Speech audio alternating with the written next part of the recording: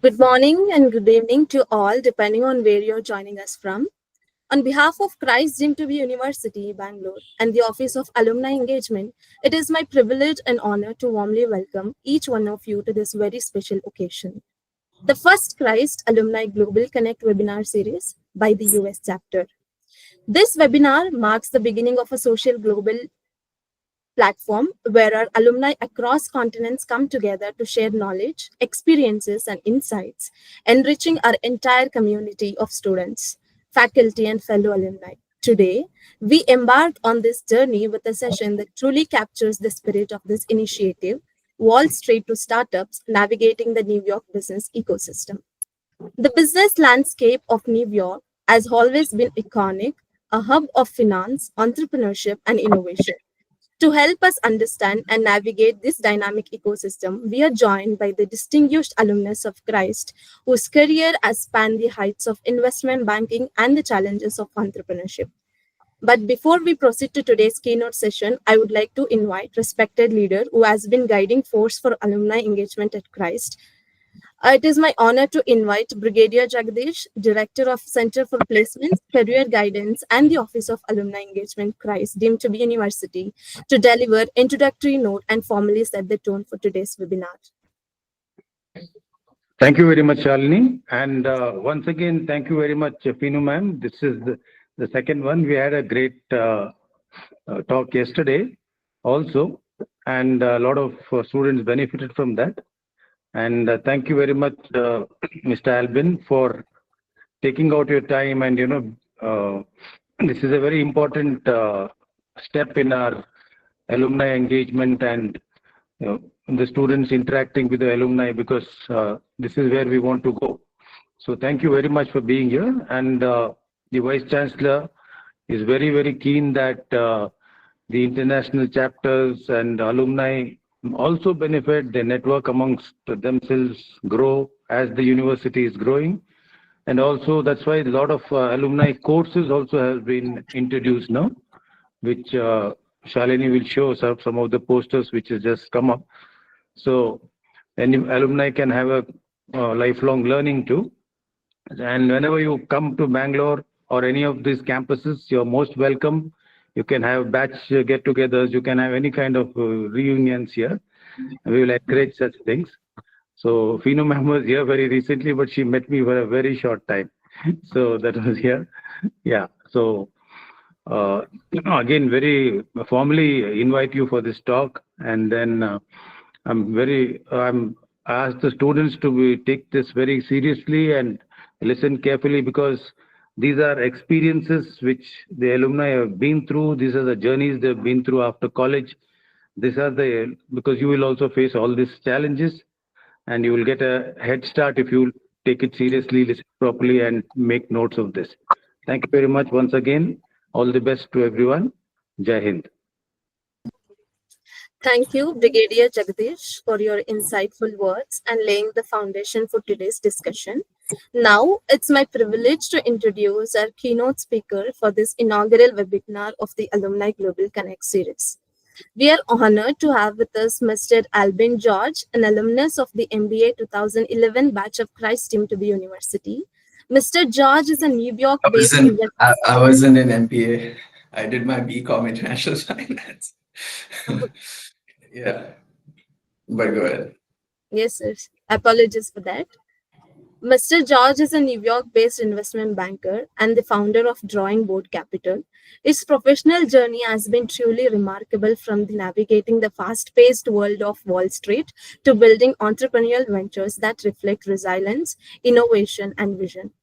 With his wealth of experience, he embodies the spirit of global Christ-like leadership and continues to inspire by bridging the worlds of corporate finance and startups. Today, he'll be sharing with us his insights on Wall Street to startups, navigating the New York business ecosystem, an opportunity to learn about the challenges, opportunities, and strategies that define one of the world's most competitive business environments. Without further ado, I warmly invite Mr. Albin George to begin his session. Sir, the screen is now yours. Thank you so much for that introduction, Shalini. I just want to get a sense of the room a little bit. So like, I'm assuming most here are in undergrad. Is that right? Yes, sir. Yes, sir. Yeah. So is this like final year, first year? Like, what's the mix like? I am First in year. first year. Okay, gotcha. Okay, nice. Alvin, there is a mix of all different courses and different classes. From all across the campuses, we have registration for this. Gotcha. So, can you see my screen? Yes. Great. So, like, I don't want to, like, spend too much time on the slides, but I would love to keep it interactive. But a little bit about like my journey, so far. I'm just gonna let's see how. Just give me a second. I'm just trying to navigate, um, so I can also look at your screen. Um,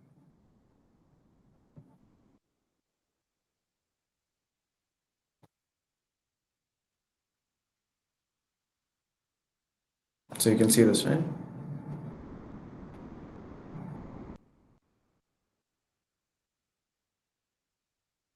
Hello. Yeah. Still not as a slideshow. Okay. Now? Okay, cool. It's a little awkward because I'm kind of like talking to the slide, but I'll just keep it brief here. So, my journey, I came to Christ, for my undergrad. And at the time, like, I joined what was like a brand new course called BCom International Finance. The idea was, I'm pretty sure, like, people here know about it, but it's the syllabus is kind of bridged to your CPA and your CFA curriculum. And it made sense for me because I always kind of saw myself, going to America and like, studying something that, was kind of, for the US, made a lot of sense for me. But I feel like at the time I didn't really know what I was going to do. Again, went through the ranks of Christ. I think I took, the most out of, the college experience. I was really involved with, the extracurricular, co-curricular activities like, Cognito. In the final year, I also got the opportunity to write the CFA Level 1 exam as well. And I feel like one thing that I did differently from, I would say, my peers is that instead of kind of going to the big name brands like the Goldman, KPMG, EY, because of the nature of their work, I kind of chose to explore the Bangalore's venture capital startup ecosystem. So right out of undergrad, my first job was with a VC fund, which happens to be one of the only Chinese VC funds in India at that point, called Morningside Venture Capital. They're a $2 billion fund investing into early stage consumer startups. And that was a great experience. They are early investors in Xiaomi, Cred. If you've heard of Cred, it's a popular name in India. And that was a good experience for me to understand that I like the nature of work, going 0 to 1 startup building. And I just wanted to kind of continue that journey. So my kind of first full-time job after that was with this company called Origin, which is a fintech company. Origin does what you call deal origination on a platform, which is like a part of investment banking where you source investment opportunities for Fortune 500 and investment funds, like to keep it kind of simply. Since then, I wanted to get a little bit more deeper into the finance world, especially on the investing side. I kind of decided I wanted to do a master's and kind of specialize myself in finance. and went towards the investment management path. Now there are different ways to kind of do it, but because of what I was kind of exposed to Bangalore, or like the opportunities that were available in Bangalore, I went to the multifamily office, which is like wealth management for really affluent individuals, and so I started my career in that field with O3 Capital, which is now called Bugle Rock Capital. So started as a research person, doing research into all the different asset classes and making investment recommendations. And since then, after I came to the US, did my master's, I continued that journey. So I moved from research into portfolio management and trading, and also picking alternative investments. But along the way, I was just kind of, exploring, and trying to learn more about, what I would be really good at. And I felt that, business development and networking was like a core strength of mine. And I kind of continued that journey of, business development. So I pivoted back into investment banking origination, which leads to also what I'm doing right now with my current firm/startup, DrawingBoard Capital. So I would love to keep this interactive. If there's any questions that you have so far, maybe we can take one or two questions.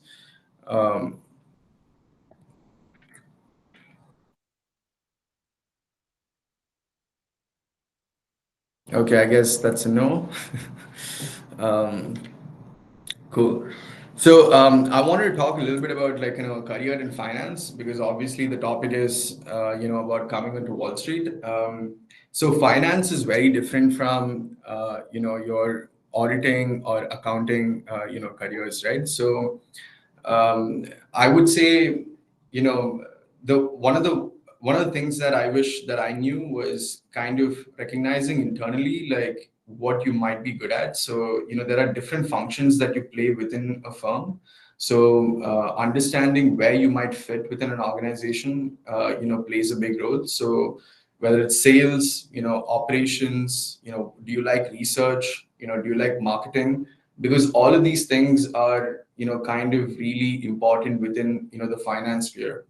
And the next kind of point that I had written out, which is, finance is so broad. If you look at, all the different kind of career paths. And again, when I came to Christ first, we didn't really know the different careers, that were there, right? So, you're kind of taught to be, like a CA, CPA, ACCA type of professional, but, the world is much bigger than that.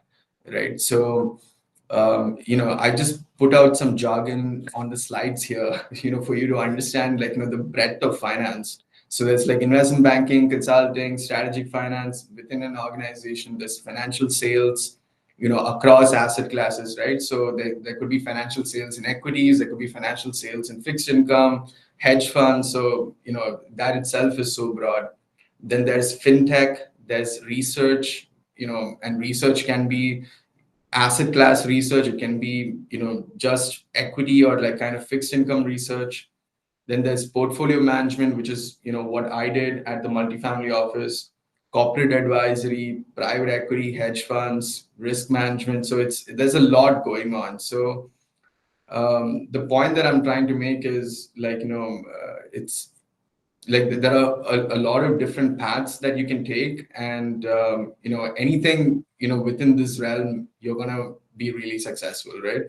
And a personal opinion of mine, compared to what auditing and accounting is, finance is inherently a sales job. So at the end of the day, you are kind of selling something, right? Yeah. So again, this one slide I just wanted to show, network.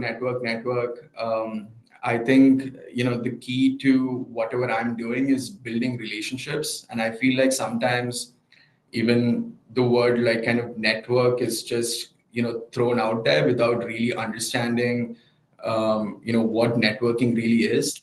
I believe at the end of the day, it's about building relationships, right? Like how you would make a friend, right, and giving value, right? So that's the real key to kind of building long-term relationships, and these relationships will kind of take your career to like new heights. All of the opportunities that I've gotten, especially with my jobs, I don't think I've really applied for a job, if I'm being very honest. Like I think I've seen that there are opportunities around, and I've always networked, had a conversation, and that led me to my next role. So this is just a slide of like all the different types of people I've met over the course of my career in finance, and also to kind of market my new firm, DrawingBoard Capital. So just wanted to show that. So kind of navigating to building a business, and I know the topic is around building in the New York ecosystem. I want to kind of take that back and just tell you the importance of kind of having a global mindset, right? So at the end of the day, like whatever you do, whether it's in India or abroad, at some level you will be competing at a global market. So it is important for you to understand where you stand, what you will inherently be good at, and how you can carve your own niche in the market, so to say. So even in terms of business, one of the things that if you're interested in doing entrepreneurship, I would ask you to find your why. Why are you really doing it? So easy places to start is what are your different kind of areas of interest, what excites you about what's going on in the world. And the other thing that you will kind of see across entrepreneurs, and there's like a thread, is they're solving problems that you personally want to solve. Even with what I'm doing, there's an element of what I'm doing where I face that problem on my own, and that's something that I want to solve. So which is why I'm so passionate about it. No amount of money can kind of bring that passion in you. Like I feel like that needs to come from within you, right? And the next point that I want to make is why kind of build globally, or build outside. So one is the global exposure, right? Like when you come to a place like New York, you're competing at a global scale. You understand innovation at the forefront of innovation, and you get access to people and ideas that you wouldn't otherwise. And that also kind of brings you to another important point, like the most amount of risk capital available in the world happens to be in America. So if you have an idea, and if you're a really a passionate kind of solid founder, like there's no place like America where they'll throw you a $500,000 or $1 million check to kind of let you go and build that. And when you come to the US, the other thing that's interesting is that you gain incredible market awareness, and that is because the US happens to be at the forefront with respect to like a lot of this stuff. So you get to see what like the top 1 percentile looks like, and then you kind of work your way down, right? So and when you're able to kind of go back to India, or see what's happening back home, you're able to understand where they stand versus the rest of the world. And a couple of points that I want to make in that front is today with respect to AI, you need to be global, right, in the AI age. So like instead of kind of looking internally, you should be looking at all of the new tools that's coming out of Silicon Valley, whether it's your Chat GPT or some of your other tools. I think that is learning how to use that is going to be key in building a sustainable career. The other point that I want to make is go where the community is. So there's a reason why I chose to come to New York, and that's because this happens to be like the finance capital of the world. And when I thought like, where would I want to spend, the early part of my 20s and like, learn how to build something in fintech. The answer, was kind of straightforward to me, that was in New York.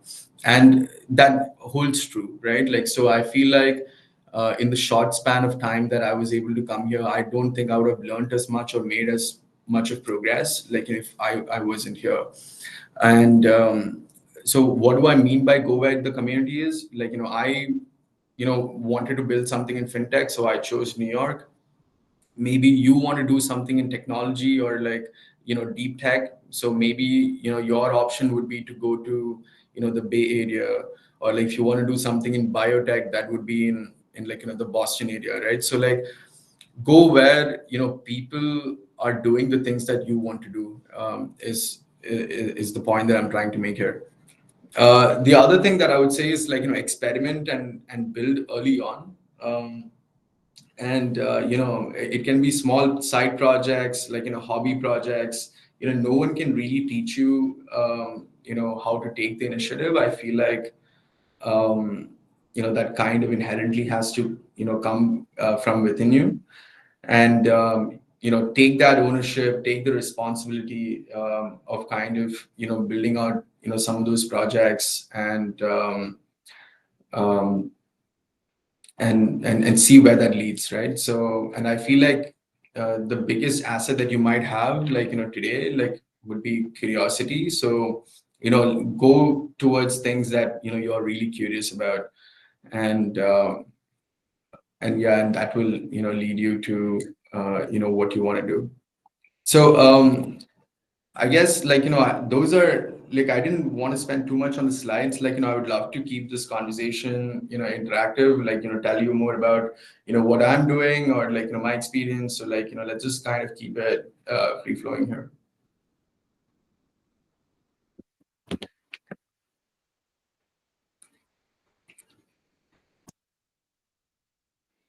Albin, did you have anything to share on the following slides? Because I saw only one slide and it didn't move. The What? third slide, yeah, the third slide was what I saw. I don't know what about the others. I'm guessing we missed 4, 5, 6. Oh, I wish you told that earlier.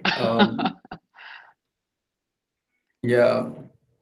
Yeah, okay, no problem. You had some pictures, I thought. Did you want to share something on that? Yeah, for sure. I can share that. Yeah.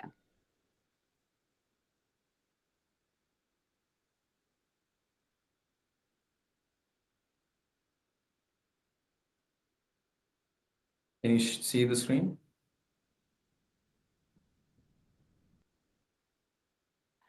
Yes, but remember I told you like I can see the entire screen and not yet in slideshow. This was not there. I didn't see this. I didn't see the earlier one also. Yeah. So What about you, Shalini? Did you get to see something? Yes, ma'am. You saw all the 4? No, I This one? just saw the. Yeah, I yeah, just correct. yeah. Right, yeah. So First. career in finance onwards, we haven't seen. If you want to just yeah. revise a little bit on that. Thanks. No, so I was just saying, and guys, like, just so this doesn't happen again, like, if you don't see things that's moving or whatever, let's just take a time to, give some feedback here. But more on, the career and finance stuff. So what I meant to say earlier was like, kind of go out there and build a network. So I just wanted to kind of share this with you. It's like, some pictures of, the different people that I've met or the relationships that I have. So, people like Indra Nui, who is like the former CEO of PepsiCo, met with Edward Knight, the executive vice chairman of NASDAQ, Dhruv Goel, son of Piyush Goel. Ken Allen was the former CEO at JP Morgan. That's me with the CEO of Ferrari. Ramdev Agrawal, he's the chairman of Motilal Oswal. So point is like, your network is your true kind of currency, right? So, and that will lead you to opportunities and insights that you wouldn't have otherwise. And the other slides, like, I mean, it was just like kind of talking points. So, I'm just gonna leave that piece out. So if you have any questions or you want to keep it interactive, let's keep the conversation going. So. If you have anything that you do not want to switch on your camera and your audio, please put it in the chat box. Albin will read and he'll answer that. So you could type and put it there if you think you want to ask him something related to this or something out of this conversation also. Uh, don't worry about the right question. There's always a wrong Yeah, answer for the right no, question. no wrong questions. So like, no wrong questions. And, trust me, like you all are way ahead of where I was. So, Hello, am I audible, sir? yeah, please don't call me sir. Just call me Albin. Thank you. So Albin, there are two main questions that I have right now. Yeah, Currently, first of all, I am a CFA aspirant right now. I'm preparing for CFA. I'm in great. second year now, hopefully able to complete it by May attempt. So my main question is that how do you think CFA affects the career in this line of finance? Yeah. So, I wish someone told this to me earlier. So, and this is a brutal reality check for you, like, and for all of everyone in this room. And please don't take this the wrong way because I'm a Christite too. If you want to aspire for a global career, what we are considered is what you call a non-target school. So if you are coming from a non-target school, one of the things that will, set you apart is going to be your designations, your professional designations. So something like your CFA. And that is, again, it's not a guarantee for a career. It's just a check in the box that, you are hardworking and you know how to study and you know how to pass an exam. So I would say it's very important, especially like, if you're coming out of undergrad and, you're aspiring for a career in high finance. So I would definitely pursue that path. So as for the follow-up question, like, is there any other course or anything which is quite good in this industry right now other than CFA, which you would like to tell us? What does that mean? Any other course or any other certification, like, which is quite prominent right now, like recently, because CFA is So there's a reason why CFA is important, right? It's because it's historically been around as the gold standard in finance. So if you go and take some new certification that's not, recognized in the market, that will add zero value to you. Thank you, sir. Thank you so much for your answers.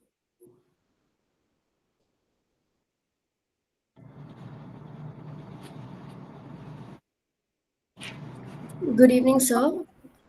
Yeah, Albert. hello. Yeah. I have a question. You mentioned that networking and business development was one of your core strengths.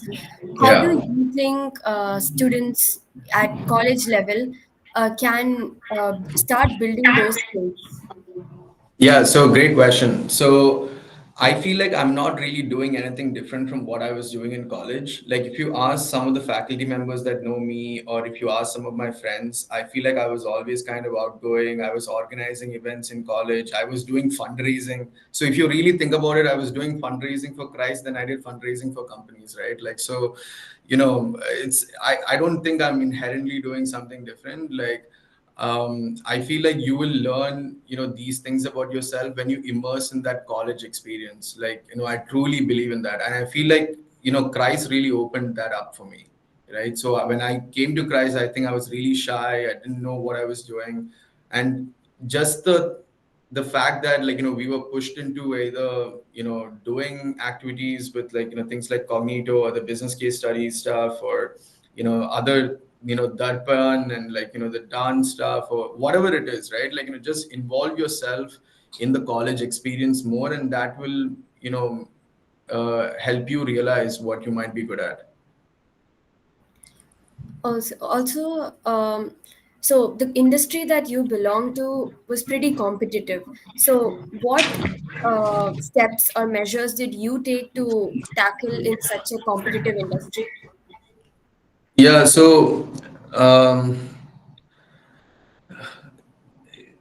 you need to be competitive yourself, right? Like because you need to have like an element of I want to get this done and I want to like work hard and like follow this path, because the thing with finance is that anyone can come into finance And actually, I don't even think I'm the best representation of someone from finance. In fact, I have friends who are, quant traders who are like, they did electrical engineering PhDs and they're literally, building algorithms, right? I don't think I'm ever as smart as them.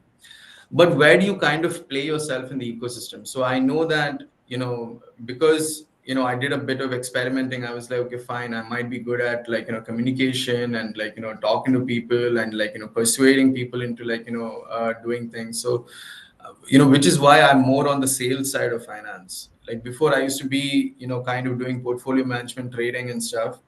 And I realized that's not my strength. Like, I would rather, build relationships with clients. Like, I think that's where,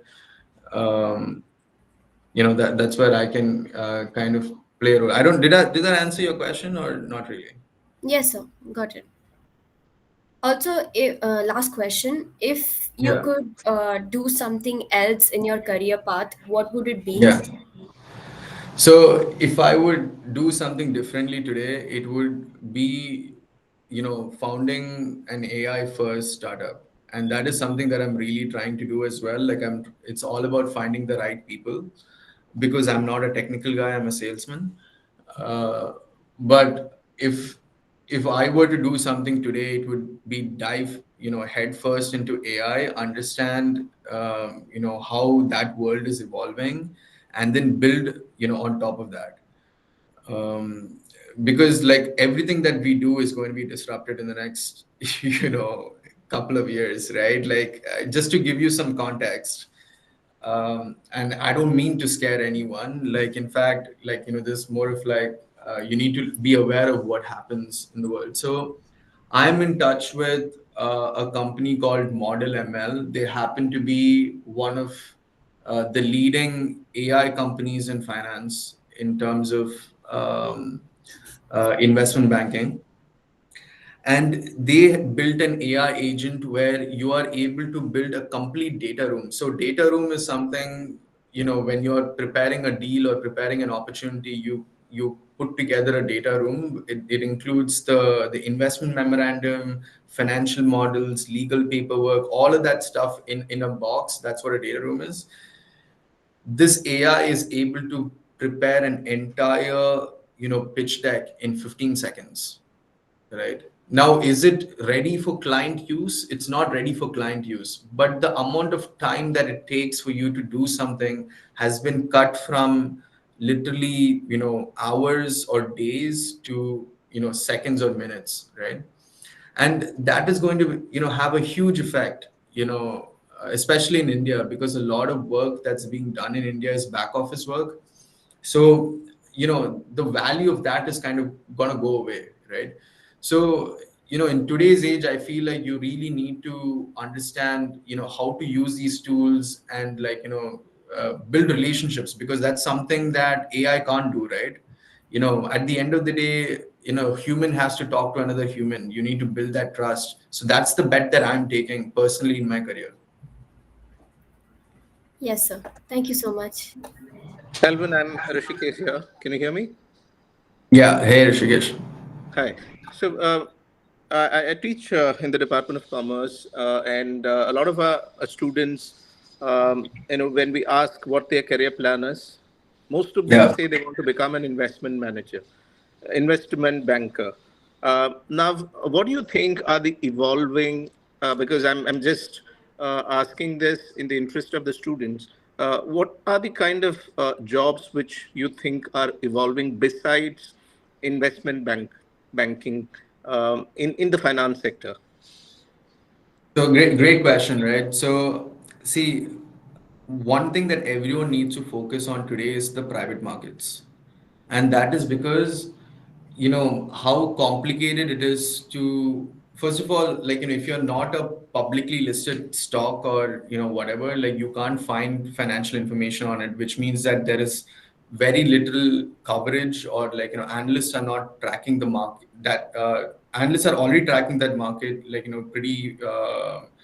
pretty well. So anything that's outside of the public markets, there's still scope for, some sort of inefficiency, right? So everyone that is actually in finance today, high finance today, is in the private markets. Now, that being said, there are two sides to kind of play the private markets, right? There's, as you learn in finance, there's the buy side and the sell side. And, that's just how you get started in the industry. Most people go through sell side, which is sell side investment banking. And personally, I would say that is where you also need to be focused on, because being an investment banker will give you so many different skill sets that will help you kind of navigate other areas of finance once you're, in that field, right? And the other reason why investment banking, is a good career path is because, um, you like it's physically impossible for you to do more than 4 deals at a time, right? Like, so just by the nature of that work, I feel like, you're able to, like, sit and actually learn something that can be applied in other careers. Does that make sense? Yes. Hi, sir. I have a question for you. Yeah. Hey, Nimala. So, do you think that students who are pursuing or wanted to pursue in finance field, do you think that they have to develop any kind of skills so that they would be useful in future? Yeah, communication skills. Like, at the end, like, this is what I was telling, right? I feel like at some point, like, building out these models, building out the presentation materials, that will, kind of be really easy, right?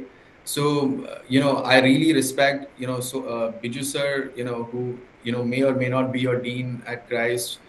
Like, I respect him a lot, because the one thing that he kept telling us was, improve your communication skills. And I feel like because of that, like, I'm able to do the job that I'm doing right now, right? So, it's one thing to kind of build financial models and decks and all of that, but at the end of the day, you need to communicate with the client, and that won't happen if you don't understand how, these soft skills, right? These soft skills are more important than your hard skills. And that is one thing that will be emphasized time and time again if you come to business school in America. If you come to business school in America, the focus on, if you come to business school in America, you're already assumed to be smart, right? Like, like, that you're able to go take a test or write an exam. And especially us coming from the kind of, rigorous academic background from India, we will perform really well. But the thing that often holds people back, that I've seen with my peers as well, is their communication skills. Okay, sir. Thank you. Hi, Alvin. I hope I'm audible. Hey, Shraddha, I can hear you. Uh, Firstly, thank you for sharing your insights and journey. I have quite a generic statement on which you said New York is a hub, but we also see recently how America is posing restrictions, whether it be on visas or economical, on Indian students and professionals. So, how is that going to affect, or is actually affecting the students who are genuinely interested in exploring? So there's no good way for me to answer this, because I'm someone who goes through that every day. But, the fact that it is hard is what also attracts me to it. Like, most people, they want, some level of, they want things to be guaranteed, right? Like, I go to America, I'm guaranteed a visa, I'm guaranteed a job. Like, I don't think the world works like that. You need to embrace a certain level of uncertainty, in your life and in your careers, to actually, do what you want to do, right? So at least that's the way that I see it. People can have, like, different opinions, which is totally fine. But in my opinion, like, if you really think about it, like, I'm an international student, right? Like, I was just like you. I don't have an American citizenship or green card. It was difficult. It was incredibly difficult for me to come here and start out on my own. And but I still did that, right? So I feel like if I can do it, you can do it too, right? And you can build anywhere. You don't need to come to America to build. But if you if you think there's a reason for you to be here, then you should be here, right? Why limit yourself? Yes, thank you. Thank you so much.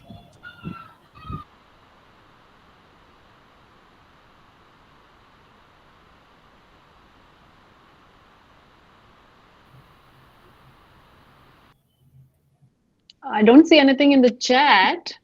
Uh, if there's no other question, I'd like to add a little bit and ask a question as well to Albin. Do you see Oh my anything, Albin? God. Anybody raising hand? Anybody in the chat? I don't see any of that. Yeah, okay. So one or two things that I borrowed from the questions. Like Albin said, communication skills is vital. So the best thing you can do on campus is volunteer wherever you get a chance. For example, Shalini today, you have an opportunity to open a call, do it. You might make mistakes. You might not have the best of the language. You might not be the most glamorous looking person on stage. Nobody cares. That's the space that you have on campus. As a person who's grown old, I can tell you at this age is when you are not hesitant at all. Shed all inhibitions when you're on campus. You can dance, you can speak. So that's the charm of being on a campus like that, where you have no inhibitions and you're shameless about so many things. So go ahead and experiment with things that you think is offered to you, otherwise grab them. I know how thickly populated our campuses are. So people will not come and invite you to join places. You will have to find those gaps and put your foot in there, whether it's painting a wall or dancing in the ground where nobody even knows who you are. Doesn't matter. Just get out there. This is the age, this is the time for you to experiment. And I think you will develop your communication skills going forward. Like Biju Toms always says, it's not inside the classroom only that you learn, right? That's why he made people get out of the classroom. And that's what Christ departments do. So take an opportunity to engage with people that you do not feel comfortable with.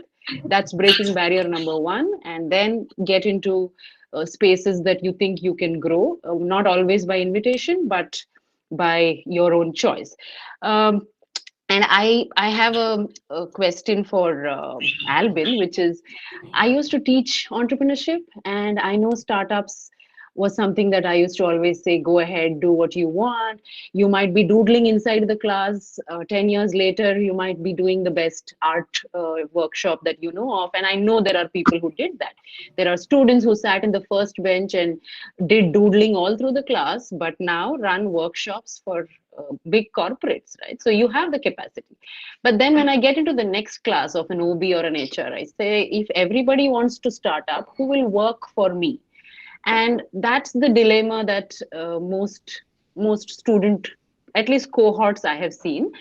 How do you transition from being a part of a team to leading that team, especially in a very cutthroat competitive world like startups, which are most often short-lived, and the tangent of growth doesn't seem moving as quickly as you would have imagined it to be. Am I making sense, Albin? Yeah, so like I have like a couple of comments on that, right? So one is, if you have people asking, who will work for me, I think more and more people should start up. I don't think we have enough entrepreneurs. India as a country does not have enough entrepreneurs, right? So through my conversations with asset managers, we don't have enough fund managers.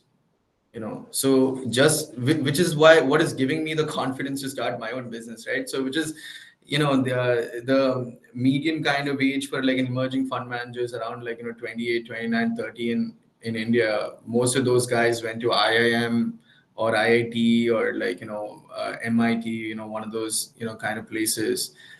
And India doesn't have enough fund managers. Like if India is going to be this, $5-10 trillion country, like how are we going to do that? So,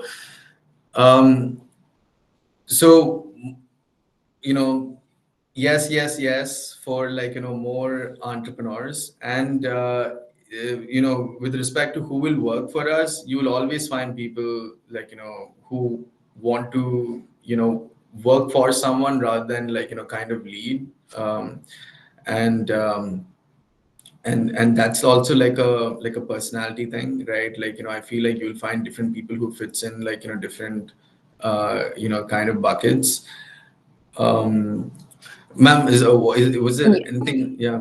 Yeah, so Swati has raised her hand. Before I let you go to her, how socially conscious or sensitive have you become through this journey from being a student to doing something now, like Yeah. hosting something like this today? I mean, I'm still very early in my journey. Like, I have less than 6 7 years of kind of work ex, and I was really kind of grinding it to learn all the different pieces so I can start on my own. And my first year of starting up was brutal. I mean, I went and I was like, when I met someone really, famous or whatever, I always went into pitching mode, right? Like, I was like, oh, my idea is so great, my idea is amazing. But it's not about that. It's about kind of building relationships, understanding what the problem areas are, how can you add value. And the biggest thing is, and I kind of hesitated on doing this myself, I didn't do enough marketing of my own thing. I took too long to build a team. Finally we have 8 people now, in the organization. It took some time to kind of get there. Took time to kind of get board members. So it's um yeah, it's so in terms of social awareness, especially when you want to build something global, you need to be incredibly socially aware. There's and that will only happen if you just put yourself out there and make mistakes and learn, right? And yeah. Great, thank you. Swati, please go ahead. Hi, Albin. I'm currently pursuing data science in Christ. There is any role for data science in finance? Because you have talked about AML. There is any role for data science students currently in Sure. finance? I'm sorry, I didn't understand the question. There is any role for data scientists in your finance? Because you have talked about AML. Yeah. Is there scope for data science in finance? So, um, kind of all of finance is kind of data science, right? Like, it's like statistics, right? You're trying to kind of, understand the pricing or valuation that's kind of based on a distribution, which kind of is, in a way, solving these complex data problems. Now, how does that kind of align with what we are doing today? I don't have a direct application for that, within the scope of what I'm doing, but I would imagine that you know um data science would be very important in a big bank, because they have a lot of transactions that keep going, within the organization. So you need compliance teams where people are adept with data science, right? So if you're really interested in kind of pursuing that, I would say look at the asset management industry, look at some of the big banks where they do a lot of compliance AML kind of work. Thank you. Hey, Eben. Hello, sir. Am I audible? Yeah. Yeah. I have a question. So, if you wanted to break in investment banking, and let's say you're graduating next year, how would the roadmap look like for you? What would you like? Would you take up like KPMG or Goldman Sachs, or would you, as you said, go into something more private equity, family office, and learn rather than take up a job first thing itself? No, if you want to get into investment banking, you should do investment banking today. Don't wait on it. Right?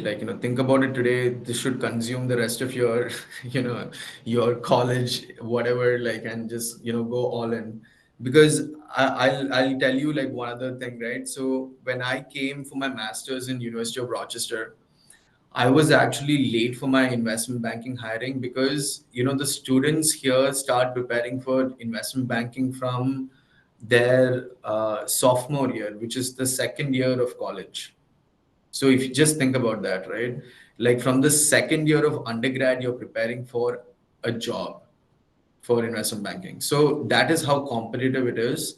And I cannot speak too much about this, about the Indian investment banking ecosystem. But I do know that most investment bankers in India, went to do an MBA, and they did an MBA and then got into investment banking. Coming out of Christ, I think you have a really good leverage into one of the back office shops in with an investment bank. So think about like the back office of a Goldman, or a back office of like a Jeffries, or I think Credit Suisse has a back office too. I think it's called something else. You need to like look at what the name of that company is. I think it's called like Knowledge Craft or something like that. You need to find that out. Or EvaluServe. I'm not sure if it's EvaluServe, but like just look at it. But I would say do work that is directly aligned with your investment banking role. And then, if India is not working out, you should look for a master's in the US. And then I'm pretty sure you can leverage that experience to get into a big bank here. Did you see a question in the in the chat box? Sumangal Mishra, there's a question in the chat box. And somebody else raised your hand. I'm sorry, is it Navyata or someone else? Can you please provide, okay, for everyone's benefit, can you please provide a roadmap for networking for someone who wants to get into IB as referrals, play a key role in breaking in? Also, could you share some guidance on how to secure internships in the field? Yeah, great question. So, when you come out of undergrad, you really don't have much on your resume as work experience. So you really need to sell yourself on what you've done on campus, right? So what are the leadership things that you've done on campus? What are the other internships that you've taken up that are aligned with your investment banking aspirations? And what is the key to kind of doing this when you start out? Just be curious. That's number one. And the other thing, that is just to cold outreach. If I were you, and this is how I got my first big break, I cold emailed, cold LinkedIn message, cold call, right? Just you need to do that to get in front of these guys. Ask them for 15-30 minutes of their time, ask them to guide you, and tell them that, hey, I really want to break into investment banking. And because you're young and you're really hungry, they will give you a shot, right? And the biggest thing about this entire journey is to actually break into an investment bank and do some investment banking work, because once you have some deals on your resume, then getting the next job will be incredibly easier. It won't be easy, it will be easier than the last time you did it. So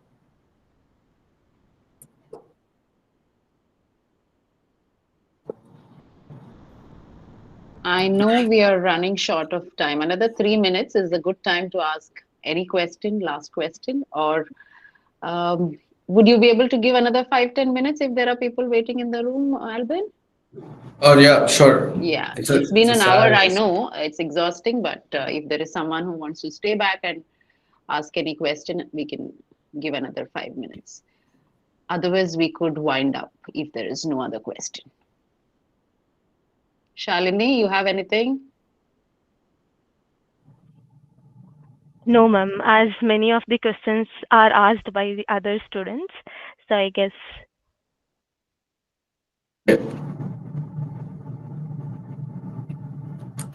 So, what was the toughest moment in your career?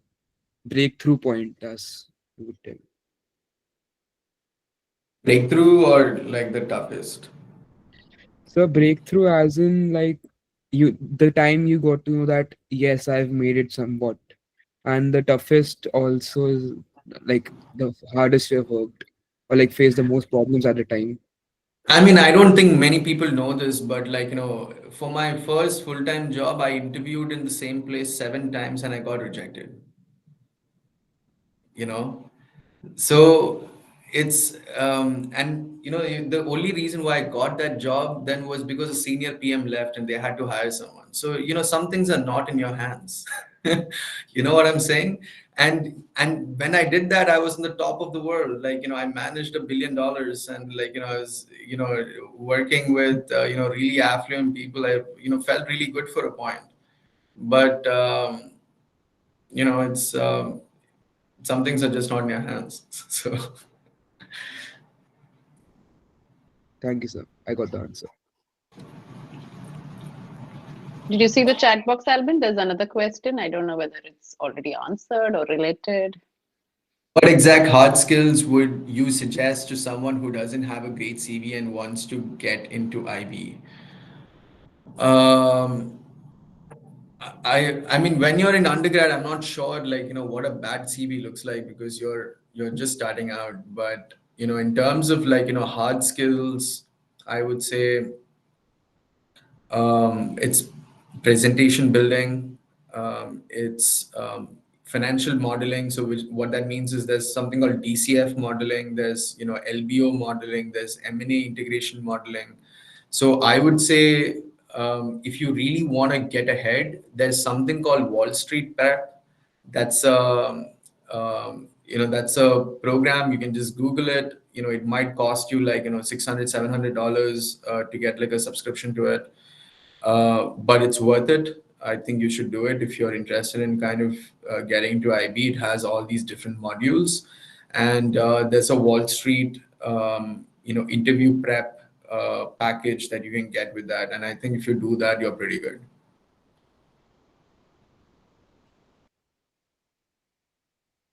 Is there an institutional subscription to that?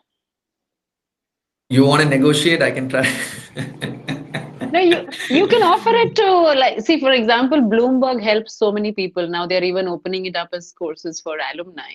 So if there is something that institutionally we can offer, I'm sure Biju Tom sir will be willing to negotiate and get it on campus, right? Yeah, for sure. I'll be happy to kind of broker that. But yeah, like, you should like look at, I'm like, if there's an institutional subscription, then for sure it'll benefit all the students. Like, it'll be easy for you to break into any, whether it's back office, front office. And like, I have a different take on this as well. I feel like, in the next 10 years, I feel like the whole banking finance in India will explode. I don't know if people are following this enough, but as India becomes this $10 trillion economy, there are going to be many people who are going to go from, affluent to like, multi-millionaire, from multi-millionaire to billionaire. And I don't know if people have been kind of following the news around this, but, there's a huge hiring spree that's happening in private wealth management in India right now. And just by the nature of all of that, I feel like even the investment banking space will just blow up. So I would really try and network, with folks to try and get early in some of these banks. And even if it's a boutique bank, that's good. Like, what you need to look at is, find some veteran investment bankers who spent like, 20, 30 years of their career in a big bank, and now they're doing something on their own. So I would go and intern there.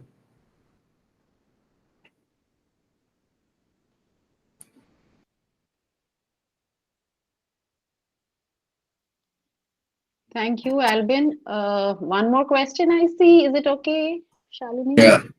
Are career opportunities in fintech only limited to business or commerce students? Actually, career opportunities in fintech is only is only for like, I mean, I wouldn't say it. Like, see, you need to understand where you can play yourself, right? Like, when you do a commerce degree, you're not really an engineer.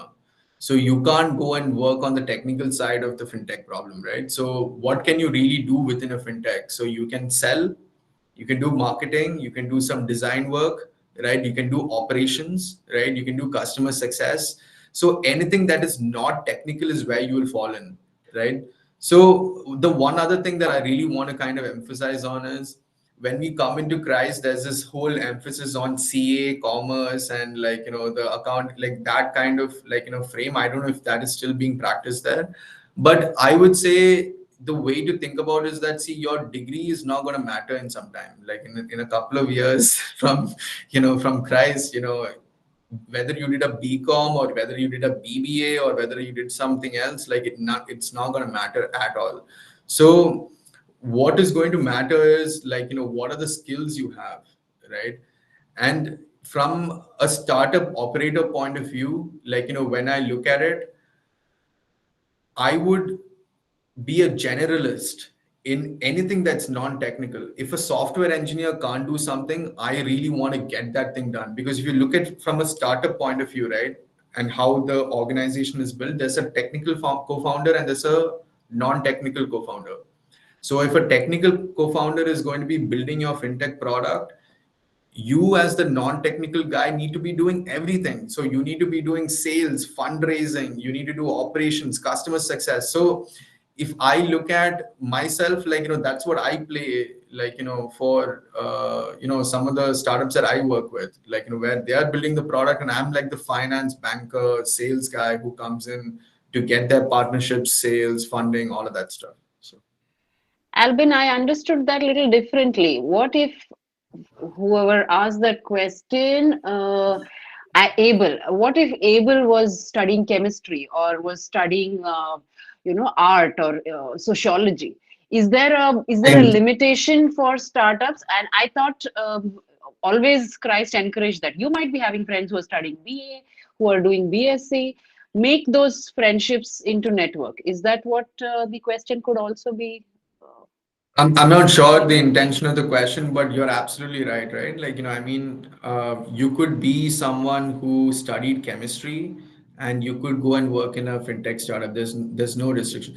In fact, some of the most successful hedge fund managers that I've met, they studied the most abstract stuff like music. Like, I know someone who studied music in college and he's one of the best portfolio managers that I've ever met in my life. Right. So the thing that you studied in college is not going to define, your career. Like, your curiosity will. So, that's going to be the limiting factor, I feel, at the end of the day. How was your work experience in US and India? So it's who Swati, like what, like, do you mean like in terms of like the work environment, or like can you be a little bit more specific in terms of what?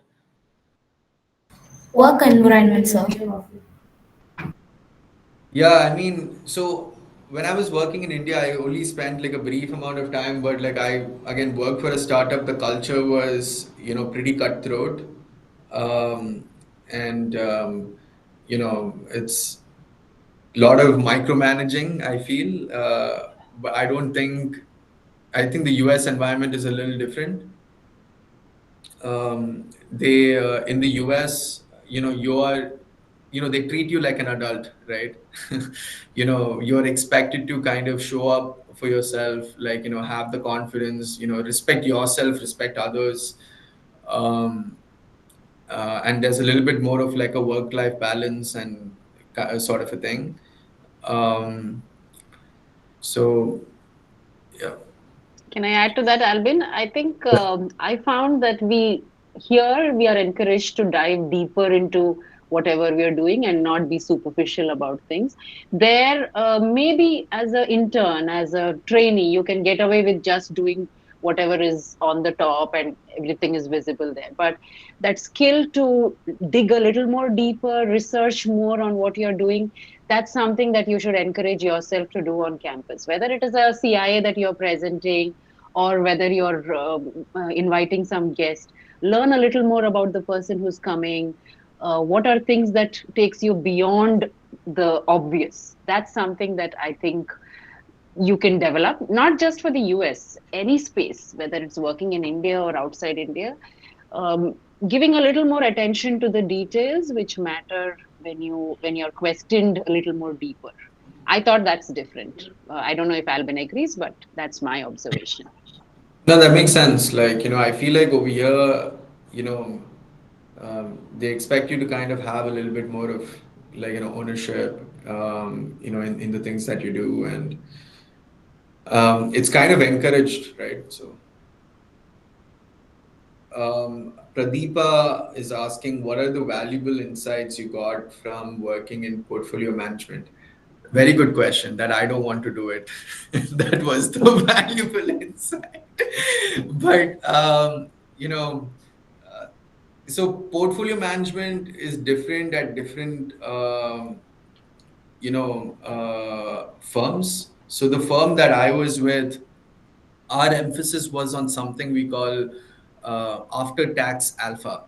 So which is the most kind of, what are the most efficient ways that you can manage a portfolio while paying the least amount of taxes. That is not the same philosophy in different shops. Different shops have different kind of ways that they manage their portfolio. So if you can be a little bit more specific about your question, I'm happy to kind of dive deeper, into that.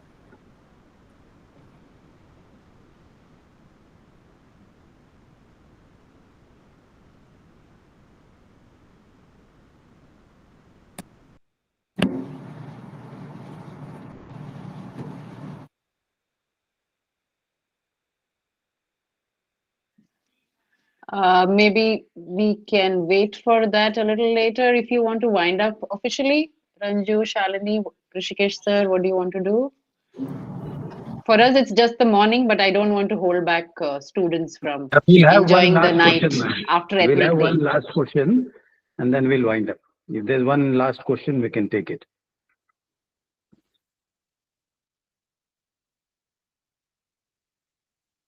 Yeah, I think we can officially wind up, and then if somebody wants to connect directly, they can do so. Yeah, Shalini, you Yes, can sir. go. Yes, sir. Thank you so much, Mr. George, for answering all those questions. As we come to the conclusion of this landmark inaugural webinar of Christ Alumni Global Connect series, I take this opportunity to express heartfelt gratitude on behalf of Office of Alumni Engagement and Christ Deemed to be University. First and foremost, a sincere thank you to our distinguished speaker, Mr. Albin George, for graciously sharing his time, experience, and expertise. Your journey and insights will no doubt continue to inspire our students, alumni, and faculty alike. I'd like to express our heartfelt gratitude to the mentor of US chapter, Ms. Pinu Mary George, who is seamlessly coordinating and leading all these initiatives from the US chapter. I'd like to thank you to Reverend Dr. Joe CC, Vice Chancellor, and Reverend Dr. Viju PD Pro, Vice Chancellor, for their vision and leadership for that constantly guide and inspire alumni initiatives at Christ. And also Dr. Reverend Dr. Josie P, Director of Banerghatta Campus. And to Brigadier Jagadish for his encouragement and for laying a strong foundation for alumni engagement across the globe. To Ms. Ranju and to Ms. Ranju Matthew, Alumni Coordinator, and Professor Rishikesh KB for their dedication and efforts in making this webinar a reality. And finally, heartfelt thanks to each one of you, our alumni, faculty, students, and participants from across the globe for being part of this important moment. Your presence reaffirms the strength of our Christ community and the bonds that continue to unite us. On that note, we formally bring today's session to a close. Thank you all once again for your presence and engagement. Stay safe, stay connected, and keep the Christ-like spirit alive wherever you are. I have one or two points to say. Again, thank you very much, Finu ma'am, for this great session. You brought, a young entrepreneur, and yesterday was the one slightly more experienced one. So the students get a varied this one of their journey from once they go out from college. And what boils down, everything is coming out, like even yesterday's thing. Like you have to add value when you network, and then the most important things are, okay, you have qualifications that will indicate that you're hardworking and you can pass a particular exam, but then finally it's a mix of your skills and your attitude which is going to get you where you have to go. So that is what it is. And what Finu ma'am said was very good, that you just get up, dress up, show up, and never give up. That should be the attitude. Like you come, go and take part in activities. And that's what today I saw the festivities happening for the ethnic day. People were coming out with their dresses and, dancing here and there. And there were some people standing in a corner and watching too. So there are things. So once you go out, take these opportunities, the inhibitions, take them out here. And when you go to the real world, you have to then put in your foot down and then you start.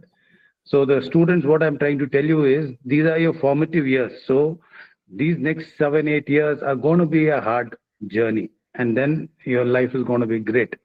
So take it one step at a time, keep building on your skills, building on your platforms, network with alumni, network with anyone you can, with your family and other things, and then get out there and be resilient and be hardworking.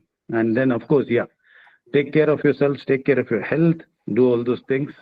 And once you discipline your life, you can do anything you want.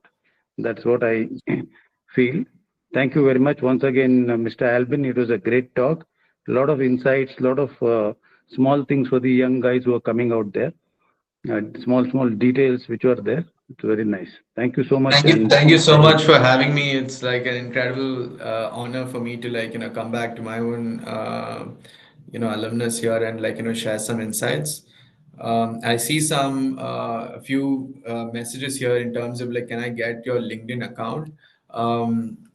Unfortunately, I get spammed a lot on that, so I'm gonna just drop my personal email here.